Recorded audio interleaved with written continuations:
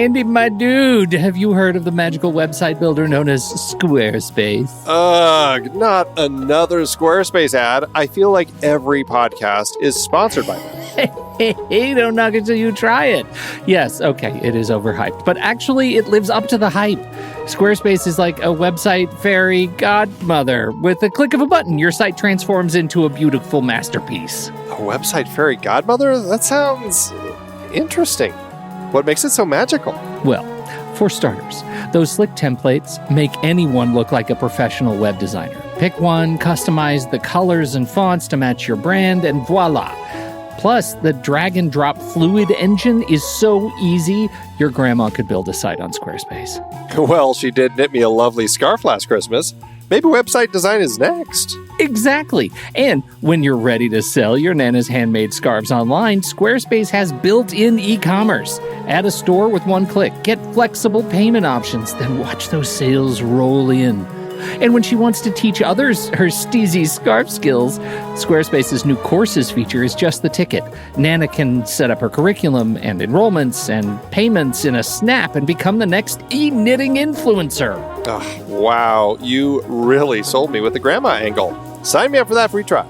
Just go to thenextreel.com/Squarespace and transform your site into a beautiful Squarespace masterpiece.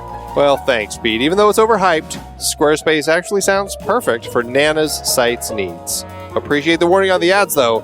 I'll brace myself next time I listen to a podcast. Anytime. Let me know if you need any help getting that site up and running.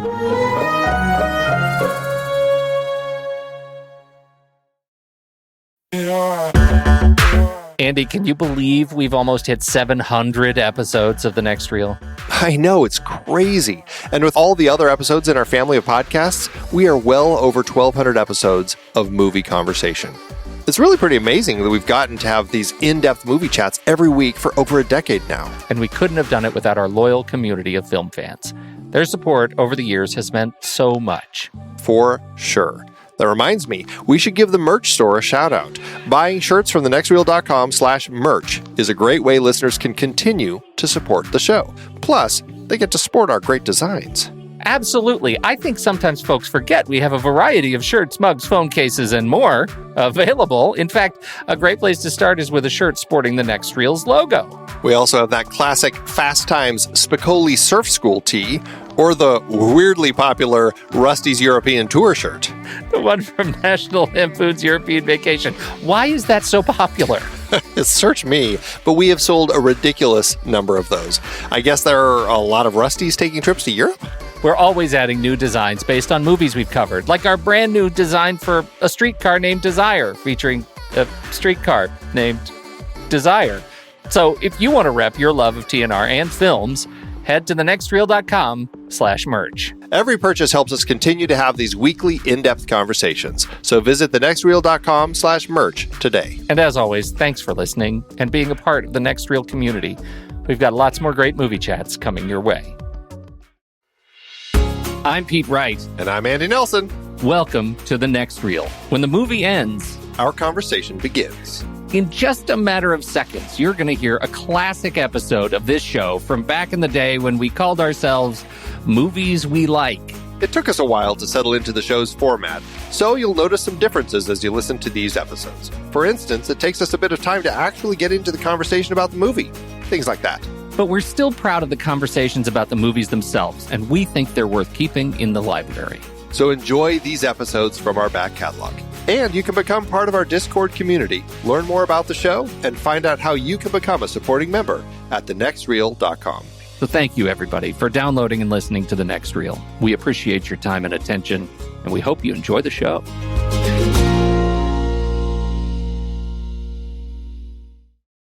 That is the subtlety of magic, that you don't even know it happens until it's already happened. It's subtle and beautiful. I think magic is always happening in your house. You live in a house of magic. I do, a little bit. Unfortunately, that comes at great cost. Magic is electromagnetic radiation.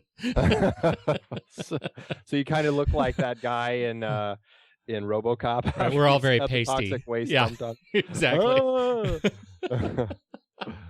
How are you doing, Andrew? I'm fantabulous. Are you? Yeah. I love hearing that. Mm-hmm. It's Andy Nelson over there. I'm Pete Wright. This is The Next Reel. Thank you so much, everybody, for hanging out with us, talking movies.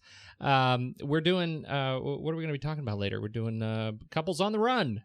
That's right. This is the start of our Couples on the Run series this year. We had so many that we're going to make it maybe an annual thing, or at least it'll go on for a little while. We certainly have enough movies for it. We certainly do. Yes, we do. Because it turns out if they're not heist movies or magic movies, every other movie is a Couples on the Run movie.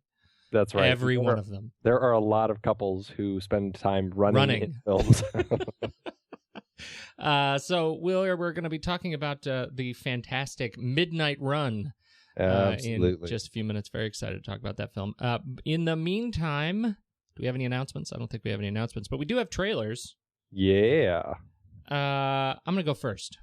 Why don't you? So this trailer actually hit a couple of weeks ago, but it's one that I've been at odds with for a while. I don't know if I'm excited about it or if I'm not excited about it. This is the first of what I assume to be many Steve Jobs movies.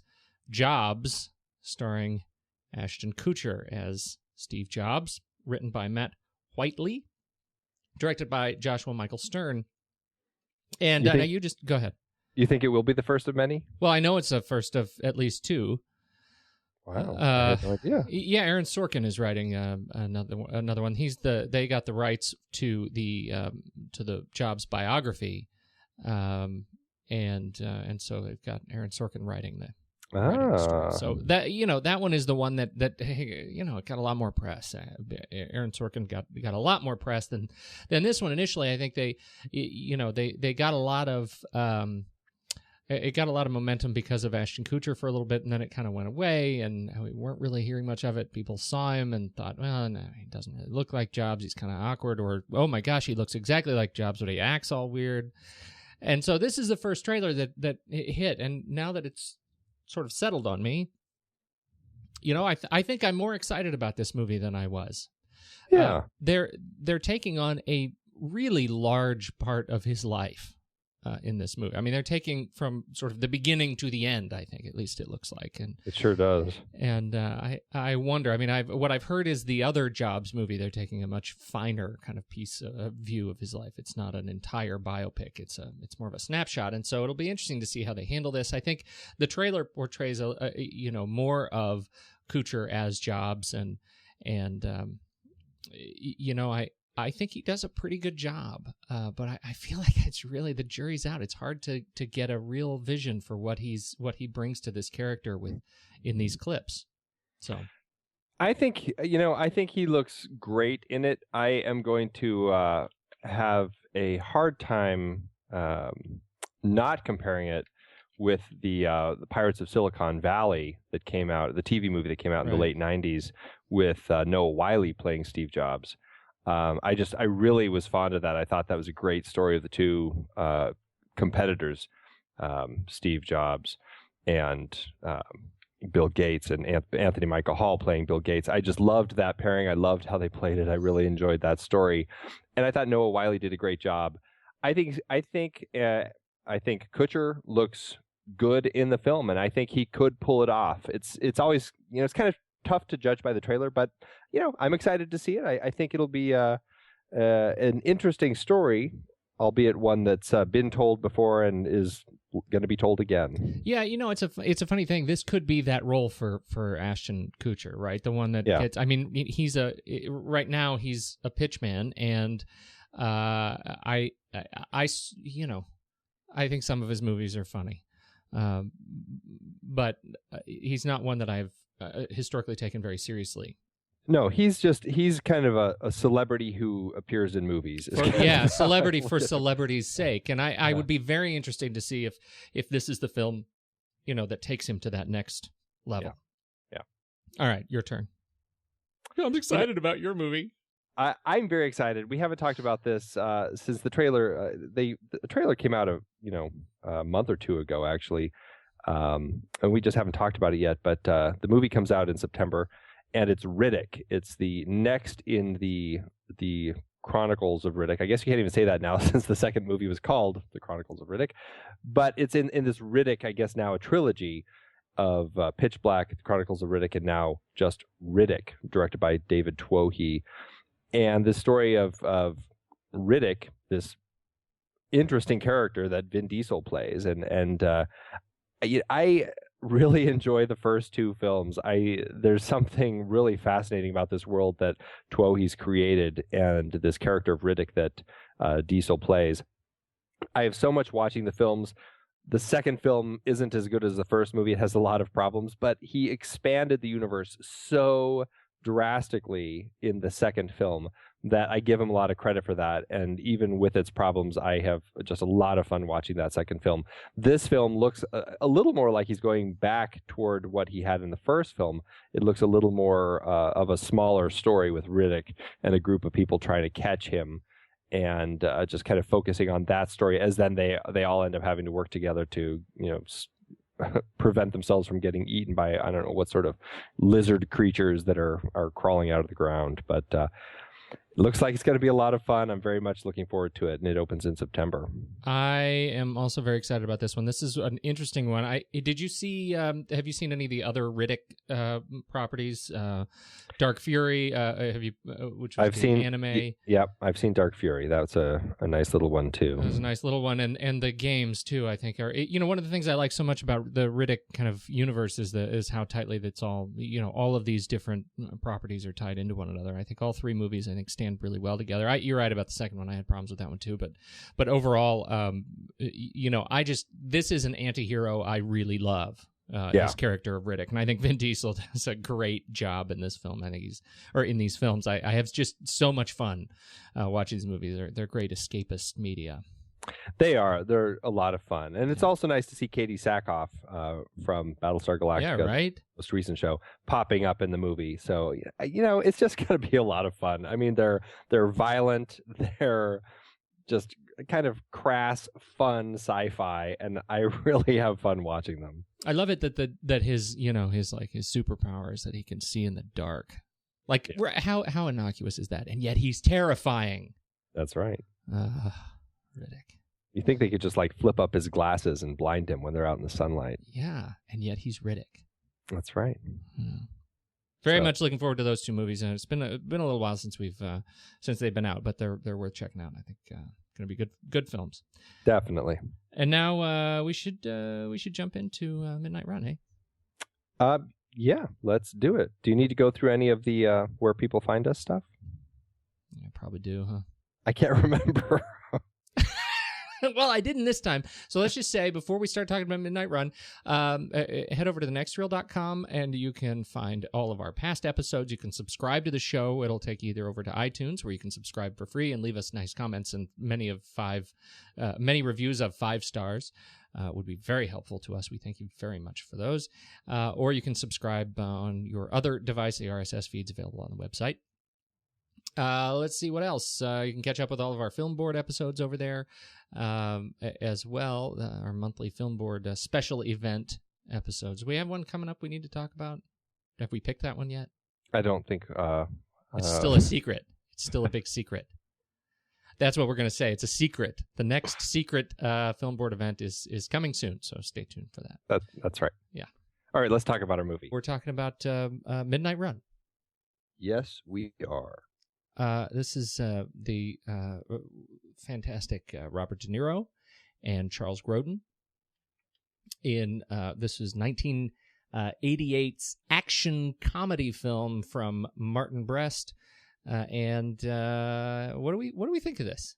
It's an action comedy, a 1980s action comedy, and it has all the trappings of a 1980s action comedy. It does, but it handles it better than I think some of the others did. I want to read this line before we get into it. This is from the Box Office Magazine's review of Midnight Run. And this is just one paragraph that I can't wait to hear this. I think says it all.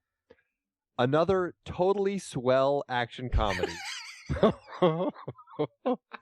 From the director of Beverly Hills Cop, Midnight Run holds among its litany of virtues a dexterous mixture of raillery and ruckus, a pitilessly propulsive maximum overdrive road story, and the most inspired odd couple casting since Dan Aykroyd's Joe Friday teamed with Tom Hanks's Pep Streebek in last year's Dragnet.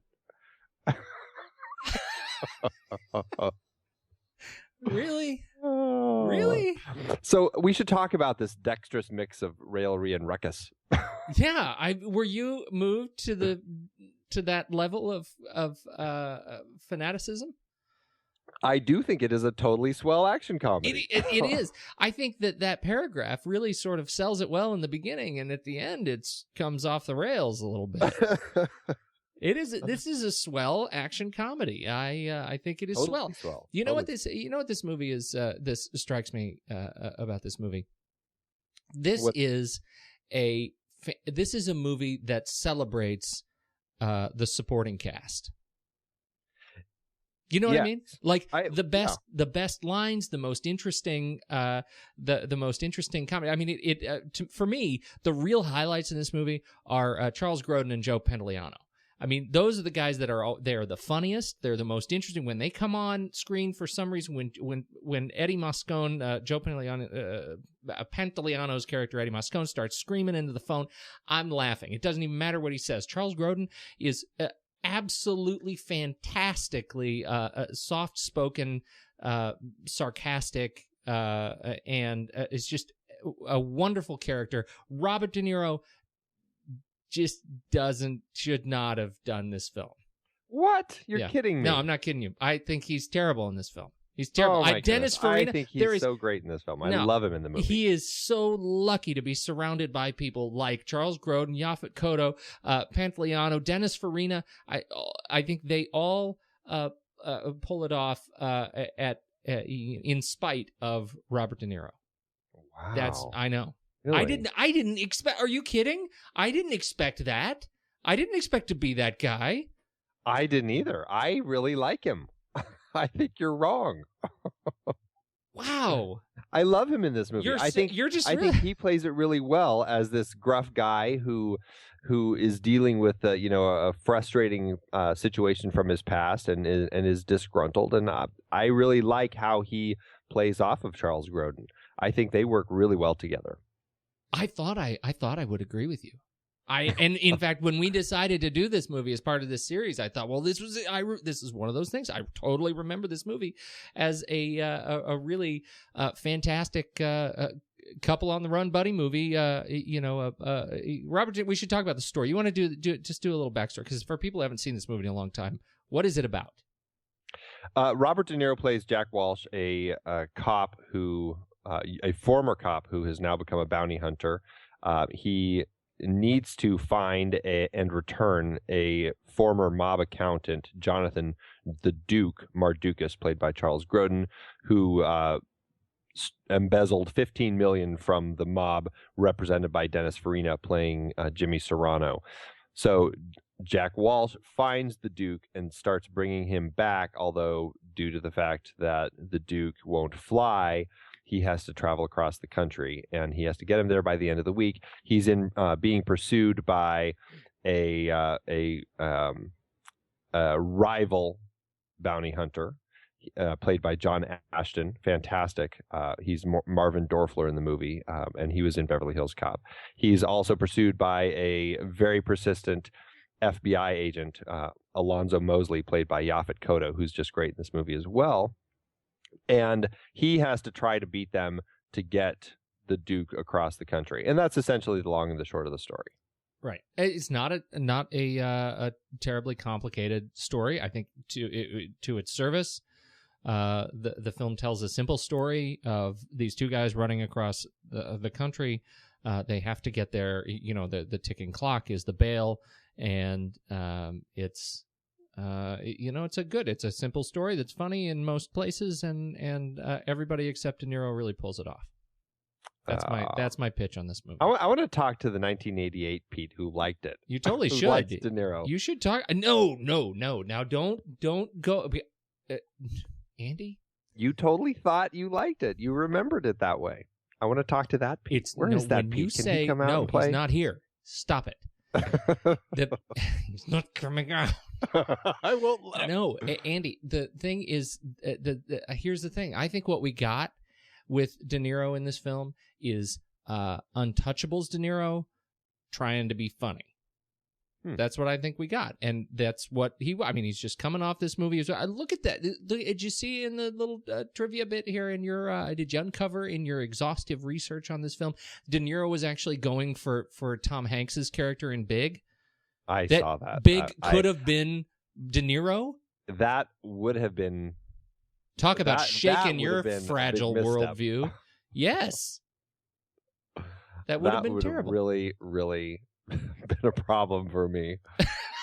Oh my goodness! I want to talk to the 1988 Andy, who could have ended up with a Big with Robert De Niro. I mean, you could end up. It could be right now. You could have Robert De Niro posters all over your man cave instead of Tom Hanks. I'm like, I know you do. Can you imagine Robert De Niro doing in the piano scene? I'd to see that. Stomping up and down on the black keys. Jumping up and down on the trampoline. Yeah, exactly. Oh my. Right. And that's what I feel like we got. I think this is that's what we ended up with. I think it was a stiff. Now, I also think that part of the I don't know, maybe he could be this performance could put him in the 2x4 club with my other favorite. Wow. I think where that really serves him well, sort of at his expense, is Grodin's portrayal of the Duke as this guy who cannot help but befriend everybody. Like, he can't help it. He's just a guy who gets to know people, and he's just this sort of magnetic, like he's just drawn to people. And here he is being dragged across the country, and still, you see these little bits where he won't take the opportunity to run away. He just comes along and does his thing, and he inspires these great little conversations. In spite of De Niro's woodenness, he ends up, I think, pulling off a great performance. Wow. I'm sorry. I can't. I own it. I'm sorry. That's okay. I'll forgive you. Well, Charles Grodin. Let's talk about him. Can we? I think we're done talking about De Niro. Yeah. Yeah. Charles Grodin. I really miss seeing Charles Grodin. Like, he's kind of in the he's kind of retired from acting. Yeah, he had a talk show. Because this character, this way that he does this kind of this article I found, it says he's trademark mixture of confusion, condescension, and fussiness. Mm-hmm, I think that kind of describes him well. There's something about him that I find so fascinating to watch, and I love seeing Charles Grodin. And I didn't realize that he had even retired. I guess I just haven't been paying attention to the fact that he's not around. But I found myself, as I watched this, I'm like, man, I wish he was in more films, because he is just great in this. Yes. Yeah. Oh, he's terrific. Yeah. I think he went off and did a talk show for a while, and yeah, it was like a news anchor on like 60 Minutes 2 for a while. I mean, pretty interesting. And I think now he just kind of wants to raise his kids. And actually, there's been talk about a Midnight Run 2 with that De Niro has been kind of pushing with, I can't remember the guy's name. Let me see if I can find it here. The guy who wrote, what's his name? Dowling. Tim Dowling. Tim Dowling. They hired him to write the sequel to it, where it would be, Robert De Niro would be reprising his role, and Charles Grodin's son would be somehow involved, or his character's son. Mm-hmm. And but Tim Dowling wrote Role Models and Just Go With It. So I don't know if that bodes well. I gotta say, I think they should just drop the whole idea. Right. Well, I mean, they've tried, and the TV the film has already been sort of had a triple play follow up on with direct to TV specials, another midnight run around, and the epic finale, Midnight Run for Your Life. And I haven't seen any of them. None of the major, none of the actors were in them, but the characters were in them, right? In those films. So it's Dan Hedaya Dan Hedaya. It didn't take off. George Gallo wrote the script for this, and I think this is an incredibly smart script, especially for this type of film, this kind of buddy, couples on the run story that part of this series. There's a lot of these out there, and they're not all done with this much level of kind of focus on the characters. And I think what you said, that the supporting characters, Charles Grodin, Robert De Niro. I think all of the characters, and I shouldn't say Grodin and De Niro, I should say Walsh and the Duke, all of them are written really well. And you have moments like, the big, chase through the desert, but you also have this, I find, incredibly touching moment where Walsh goes back to his ex-wife's house because they're broke and they need some money so that they can, keep on this trip. And he ends up having this really touching scene with his daughter that he's kind of had to abandon years ago because of this ordeal that he got into with dirty cops back in the day. And that moment was heartbreaking when his daughter comes out and is trying to give him all of her allowance for a little bit of money to help him, even though they haven't seen each other in 9 years. I mean, it was heartbreaking. That sort of moment you don't have in a typical couples on the run sort of film. If Michael Bay had been making a couples on the run film, you're not going to have that. They would have cut that out and put in an extra car chase or something. Right. Which is interesting that Gallo would go on to do, to work on the Bad Boys movies. And I think you're right, and and not to belabor De Niro, but when you look at those scenes, like the scene with his daughter, and frankly the closing scene in the airport, when Grodin hands over the travel money, you have his gift, right, not a payoff, it's a gift. It's those are sequences that I'm sitting there watching them and thinking, I bet Andy is crying right now. I'll bet these movies. This is like man drama that brings Andy to tears, right? Am I right? Like when those guys look at each other. I wasn't quite there with this. But you see what I mean? Cornfield. This is one of those things, and some of the reviews that I ended up that I read, kind of held up those scenes as they were, as you say, they were the kind of special bits, the nuggets, the in this film that really set it apart from a typical movie like this, and that in particular those moments are well earned by the rest of the film, by the rest of the caper, and I'm not sure I agree with that. I think the third act, when you start seeing the overkill of cop cars, when the chase becomes Cannonball Run, it ends up getting a little bit out of hand, and maybe this is history or recent history talking. When you see the sort of more sophisticated action films that attempt to take more of a realistic kind of protocol approach to law enforcement, that it ends up looking just downright goofy. And I admit it, I have a hard time watching it. It sets off the action as more dated, and I wonder what it would look like, how you would take this script and make kind of a much more kind of approachable and realistic, movie. Would it still hold up if it didn't have that? I mean, what do you think? Was that sort of caricature of law enforcement and the chase something that added to the film, or did you find yourself distracted by it as well?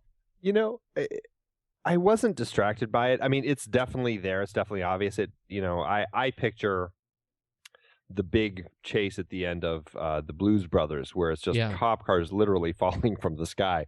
There are so many cop cars, and that whole level of comedy in the chase. It definitely feels dated to me, but it doesn't bother me. I guess I just kind of went along with it as far as the period and everything.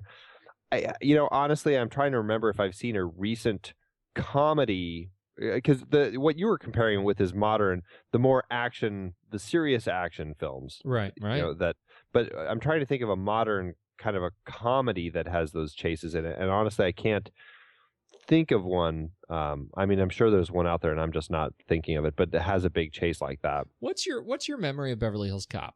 1984. This is the film that Martin Brest had done just immediately before Midnight Run.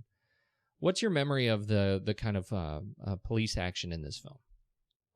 I mean, it was that film always kind of stuck out for me as playing the line between kind of trying to be serious cop stuff and then also having a lot of the kind of this sort of comedy, this same sort of comedy, over the top, not quite believable, but we want to get the laughs out sort of comedy.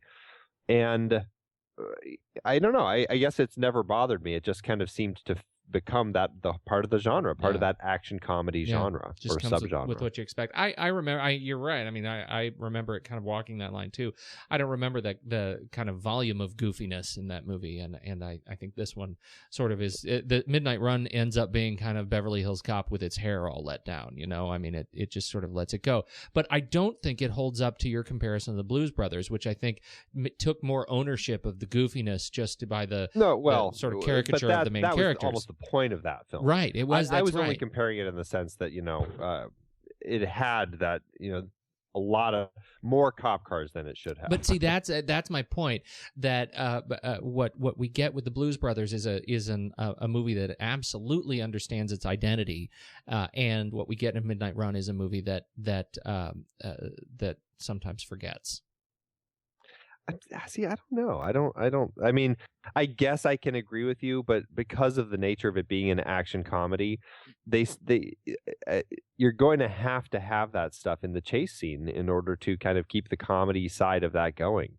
I think if it was just a straight up serious chase scene, all of a sudden the tone of the film is going to be shifting too drastically, and you're going to lose that sense of fun, and it's going to feel disjointed. No, I totally disagree with that. I mean, there were moments that are head slappingly just out of context, and there were other moments that I find amusing. When the what's his name, the other bounty hunter, Marvin John Ashton, Marvin Dorfler. John Ashton. The scenes with Marvin Dorfler in their sort of mini chase on top of the larger scale chase, I think is particularly funny. I think Dennis Farina and his goons, the Serrano goon squad are particularly funny. I think you look at the contrast that you get with all of the goons in the goon squad and Philip Baker Hall, who is he ends up being this little tiny component of the mob as this straight man, and I think they just the whole sort of the whole sort of mob ecosystem that they build in this movie works really, really well. It just becomes it becomes a circus.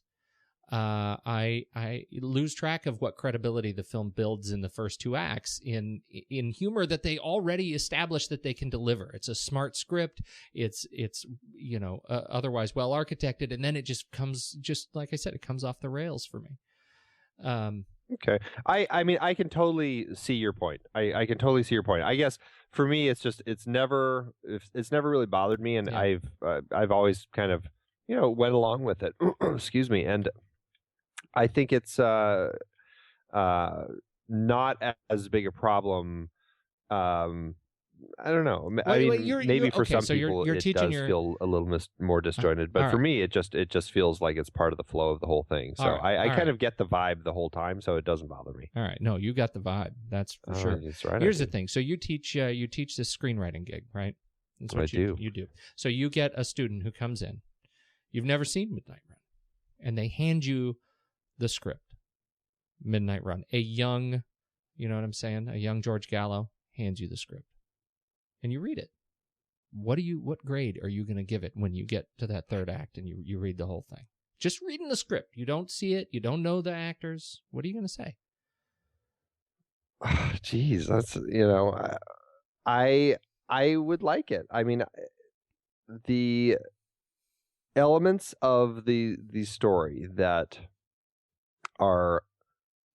that work. I mean, here's the thing is like that big chase scene, that's going to be harder to put on the page anyway. And a lot of that was probably coordinated with the stunt team trying to figure out this elaborate thing. So you're not going to see that on the page so much. So I can just discount it. That's right. You just got out of a very difficult part of the question. I know. I'm eluding you. Yeah.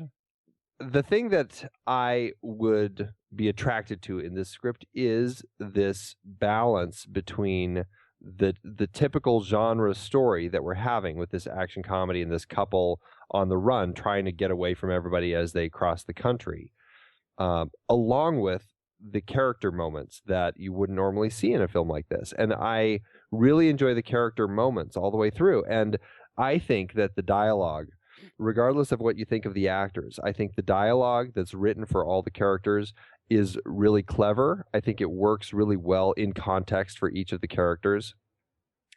And I feel that the relationships that develop over the course of the film are natural and make sense and are original. And because of that, I would probably give it a good grade. I think that it makes a lot of the whole thing makes a lot of sense to me, and the way that it works, it just feels fresh.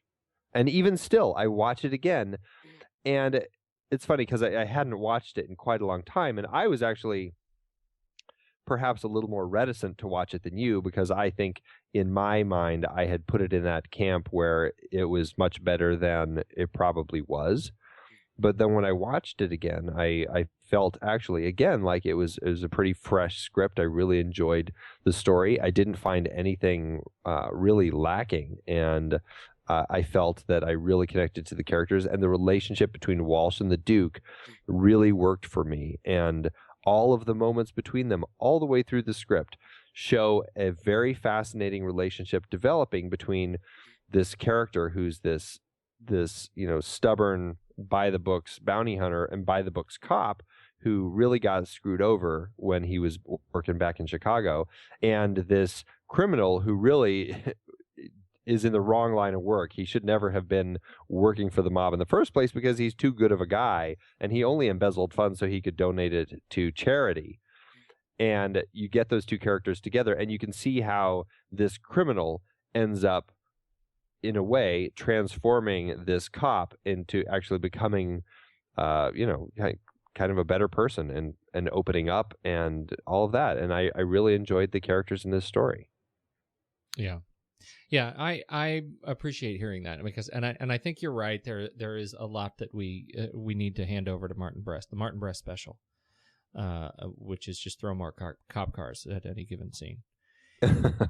But I think one of the things that he does that he ends up doing exceptionally well in this film is really leveraging the growing bond between these two characters of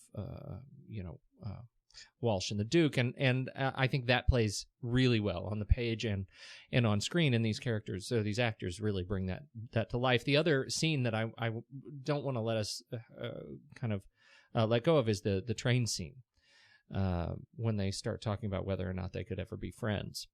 Yeah, which I think is a real highlight of the film, and they end up talking about, could they be friends in another life. And as it comes past, it ended up being a scene that was almost entirely improvised, not even on the page. And I think shows there is such rich material in the bond of these two characters that when you get these two actors in that boxcar, they're really able to bring that to life in a like you said, in a very special, kind of an original way. And not only that, but the thing that I like about these characters and the way that the actors portrayed the characters is they're intelligent characters.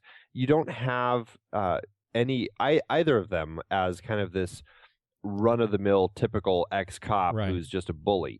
Right. There actually feels like, and maybe it's just me, but it feels like there's a level of intelligence behind the things that Walsh is thinking and the way that he works. And his backstory I find very interesting with the whole dirty cops and everything. Likewise with the Duke, he's a smart guy, and Charles Grodin even talked about how so many films that he had done before this, he was never allowed to. They were the characters were what he says a little below where my intelligence is. But I could make Jonathan Mardukas as intelligent as I could be. There wasn't any lid on this character, and often there is in the characters I play. He's a very resourceful, bright guy, and the question became, am I as smart as him, instead of do I have to cut off part of my intelligence to play him? And I think that really shines through.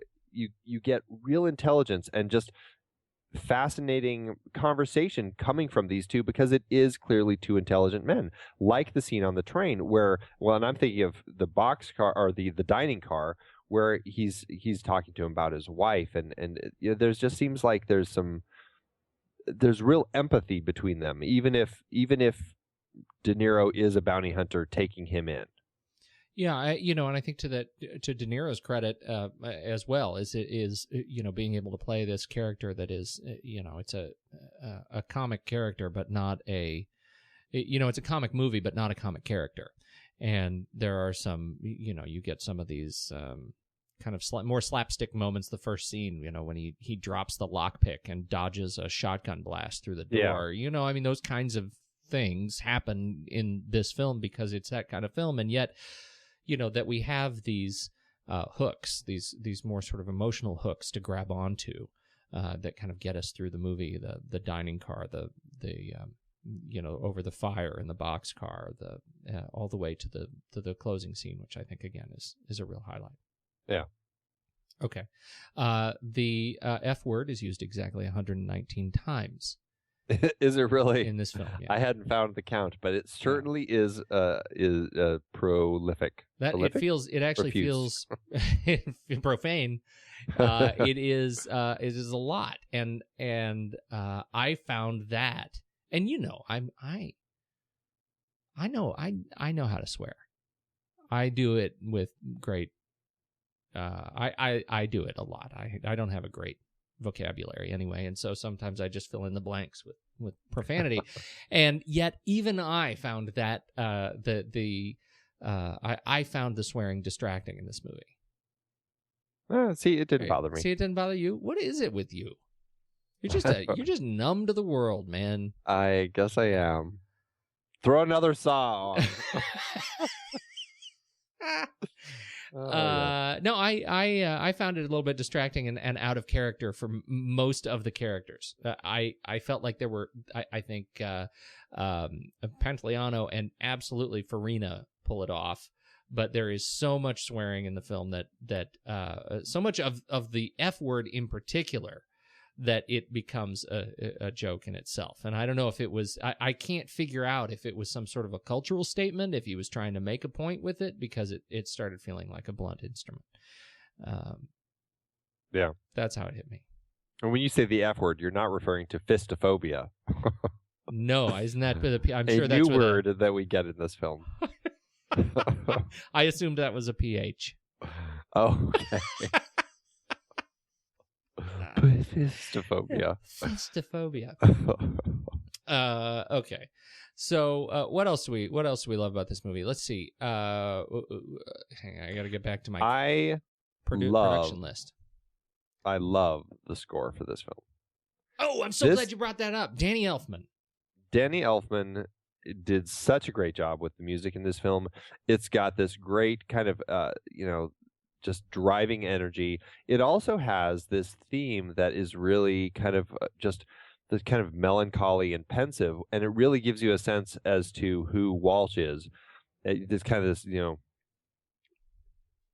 bounty hunter who's just unhappy with the line of work that he's stuck in because of all this stuff that happened.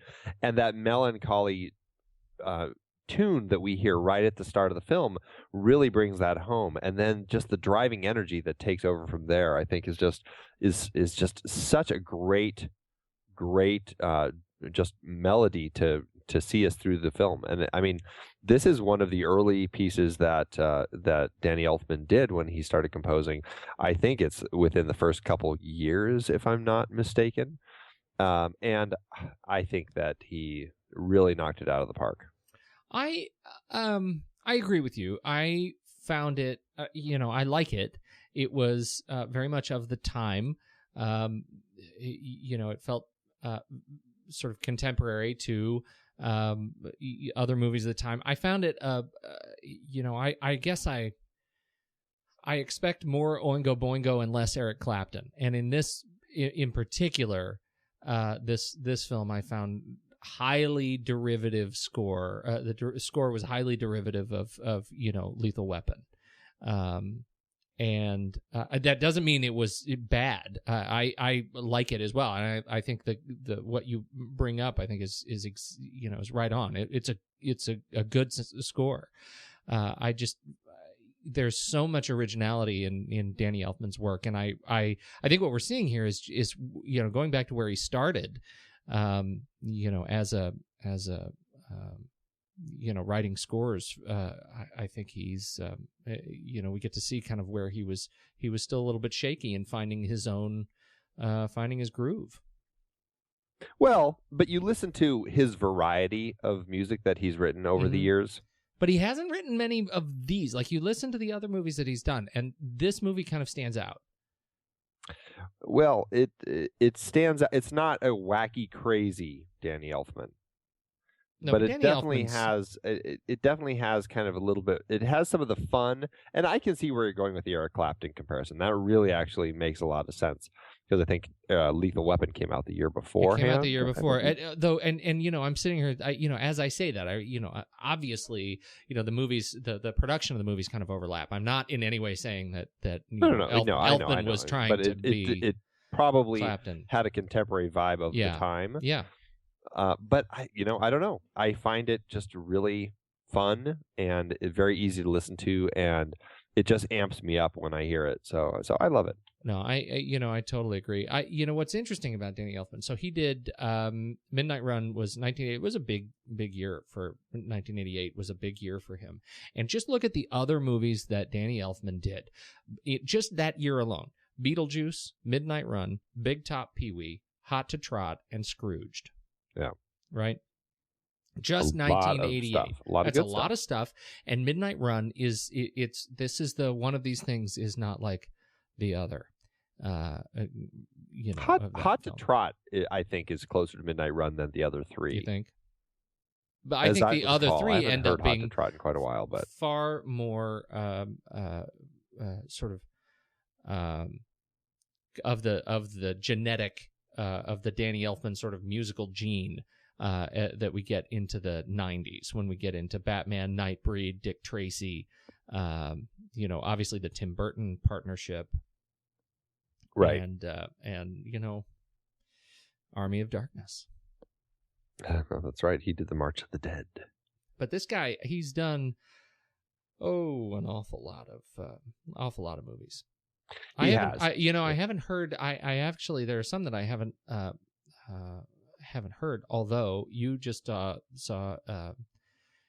Silver Linings Playbook, a couple of Elfman cuts on there.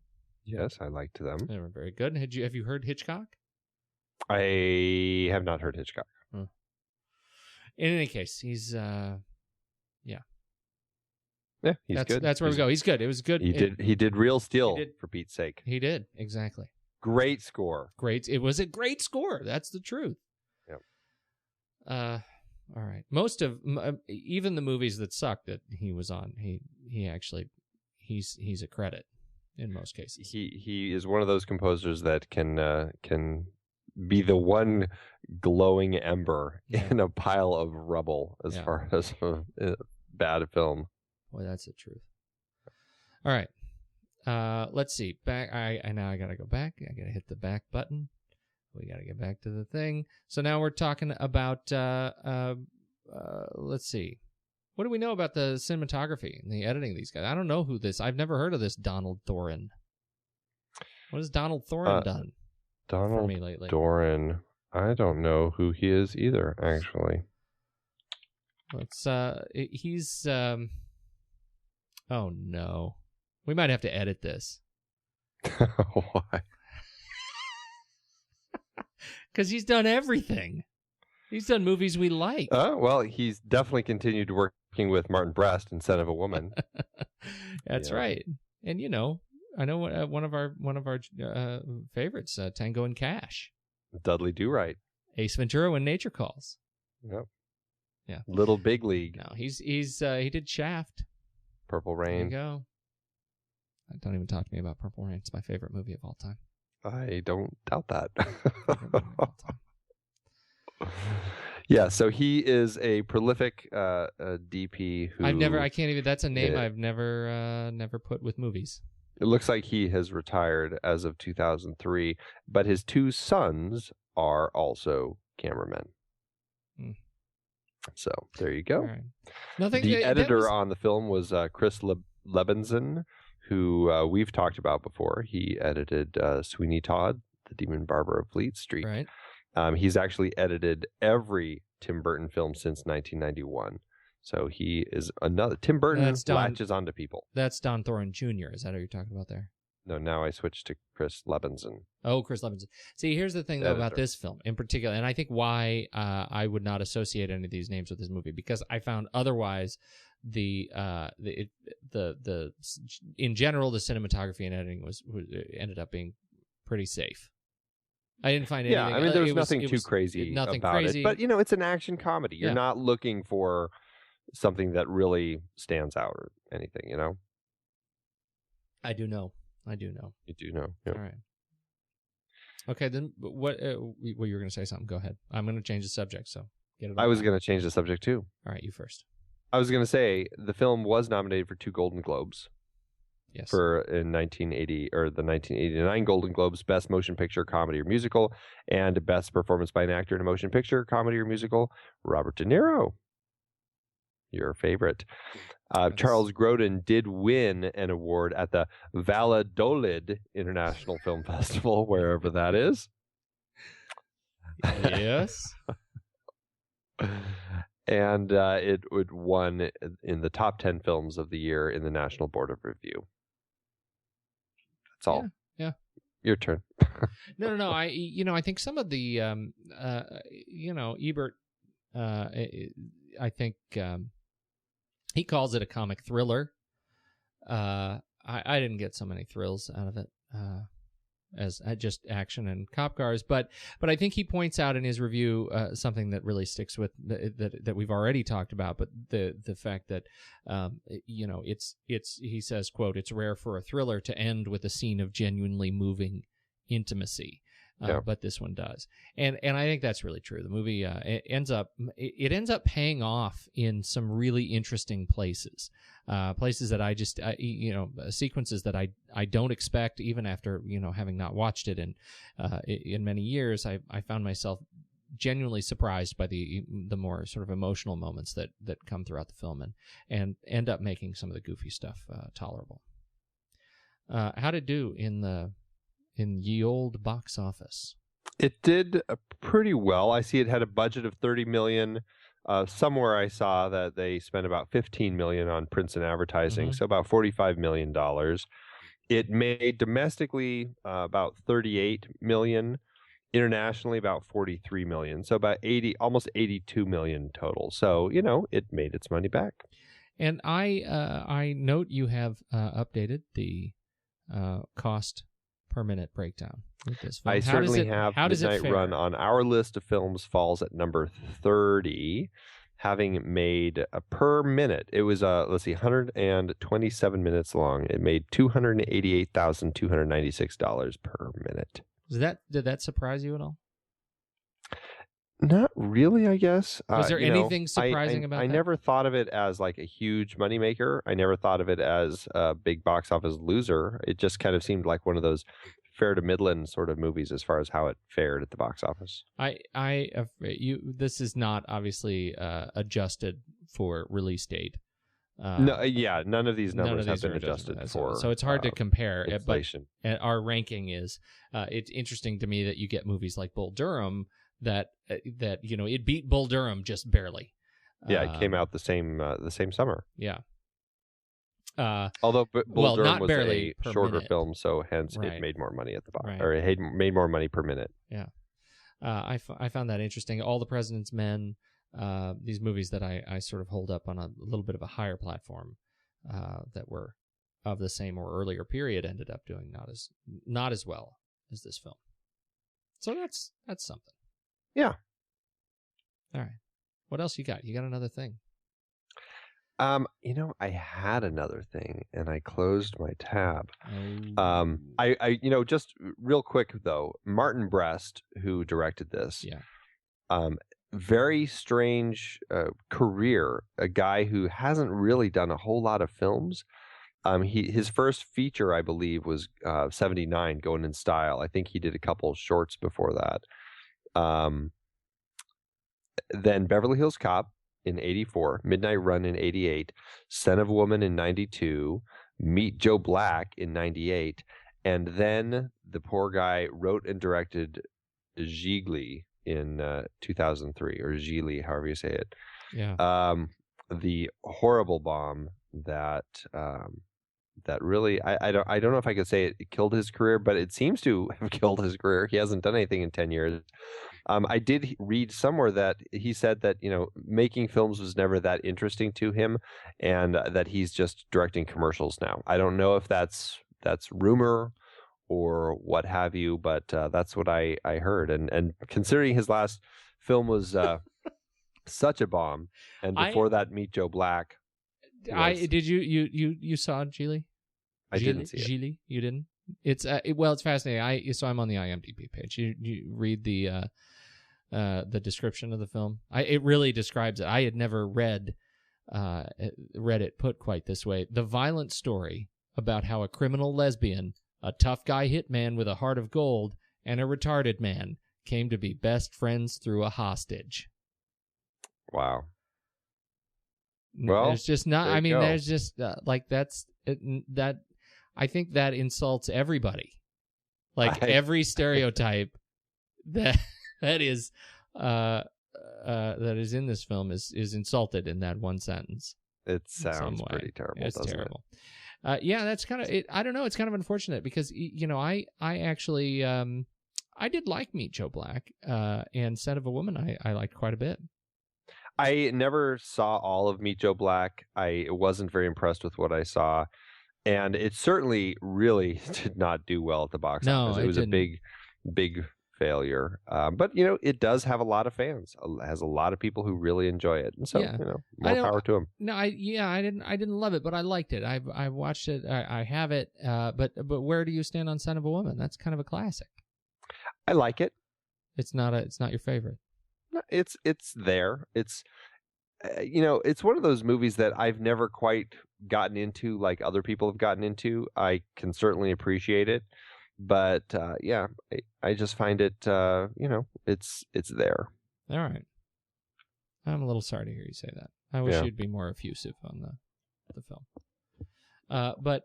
No, I think it's I thought it was a great movie, and I think is this is the there's got to be a new word in there that we need to coin for these directors who are inspired and then disappear. Yeah, just kind of drops off the map. And of course, Beverly Hills Cop again. That's a classic in the genre, and sort of speaks for itself. Yeah. Right. Did you know this is my little thing that I just found again? The taxi driver who at the very end of the film won't give Jack Walsh a ride as he's leaving the airport because he only has thousands, as I recall, right? Mm-hmm. Yeah, and you the have change smallest for bill $1,000. is $1,000, yeah. and the taxi driver drives off. Right. That taxi driver was in the movie Taxi Driver with De Niro playing a taxi driver. He was also in The Untouchables, and he was never touched once. Yeah, no one touched him. There are two other potential casting bits of gossip that surround this movie that I think are interesting. We already talked about what it would have been like if Robert De Niro had ended up in Big. Right. In this one, they at one point were looking at changing up the gender role of the Duke character, and Cher was in talks to be to play the Duke character, which did not end up working out. But then they offered and had talked to Robin Williams about taking on the role opposite of De Niro. That one's a more compelling pairing, but I really This is one of those casting discussions where I think they just nailed it with Charles Grodin. Yeah, I definitely think so. And it was only, what was it? A couple years later, that would have been 2 years later, that Robert De Niro and Robin Williams did pair up together. Yes. 2 Do you years remember? later? It was nominated for Best Picture. Robert De Niro was nominated for Best Actor. Yeah. Oh, man. Why can I picture it and not think This of it? is one of those movies I can remember the poster, and I don't remember a single thing about the movie. It was Awakenings. Awakenings. Yeah. With the Oliver Sacks, based on yeah. Oliver Sacks' book. Man. See, the reason this is the problem, because this was not when I think of Awakenings, I think of the one where he was the clown. Jack, what's that one called? Where he had the nose thing. Yeah. What was that? It's not Jack. Jack is the one where he ages really quickly. Right. It's Patch Adams. Bicentennial Man. No. It's Patch Adams. I know. I know. You liked Bicentennial Man, though, right? All right, enough about that. So anyhow, it was that is interesting. It could have been, so I'm glad the gents got to work together, even though the movie was also rather unremarkable. Yeah, clearly, since I don't remember a single thing about it. Yeah. But, yeah. Good film. Final thoughts. For me, revisiting this movie, I really found myself just loving it that much more, and I would say that it's one of those films that I would love to keep watching again and again, because I found it so enjoyable, and I really love the characters, and it just makes me want more Charles Grodin in more movies. That is absolutely my lesson in this film. Is I learned that I miss Charles Grodin greatly. He is fantastic in this film, and I regret a little bit that I feel like my memory has been violated about this movie. I really quite like it, but I stand by my initial impression that this film is a film that celebrates supporting cast, and at the expense of our protagonist, Robert De Niro. Pantoliano and Grodin are real highlights for me. Yeah. That's it. That's what I got. All right, so now you know where I stand on the movie, and I know where you stand on the movie, and I think we need to probably flick chart this baby. All right, let's do it. Let's do it. All right. Go ahead. Midnight Run or Sweeney Todd? Sweeney Todd. Midnight Run. Really? Yeah, I really enjoy it. That much? Well, I'm for Sweeney Todd. Sweeney Todd much? They eat people, Andy. How does that compare with Midnight Run, an action comedy? Oh, I think I could go people. Sweeney Todd on this one. I really do enjoy both of the films quite a bit. I mean, I'm talking about two movies I like, so yeah. I'll go with Sweeney Todd. Okay. I'll give you that one. All right. So I'm ready to give. I'm feeling flexible. Go ahead. Midnight Run or Clute? I'm really interested in what you think of this. I was going to say Midnight Run. Midnight Run or Prometheus? Dang. Midnight Run. It's totally Midnight Run. Yeah, it's Midnight Run. Prometheus had so many problems. It had a lot of problems. It does. Man, I thought this was going to be harder. Go. This is a really funny poster that came out for Midnight Run. It's in Spanish. Huida a medianoche. All right, what are we doing? Midnight Run or Alien 3? I'm still doing Midnight Run. I would see if I were doing this alone, I would probably say Alien 3, but I'm feeling gracious. Go ahead. Midnight Run. I'm not going to fight that one. Midnight Run or Indiana Jones and the Last Crusade?